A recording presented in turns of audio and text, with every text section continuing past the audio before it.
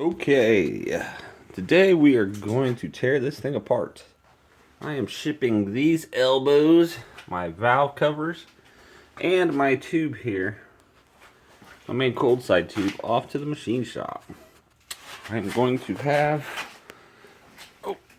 here we go.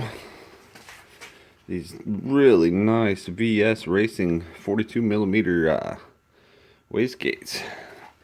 I'm going to have the mounts for them welded on so they will sit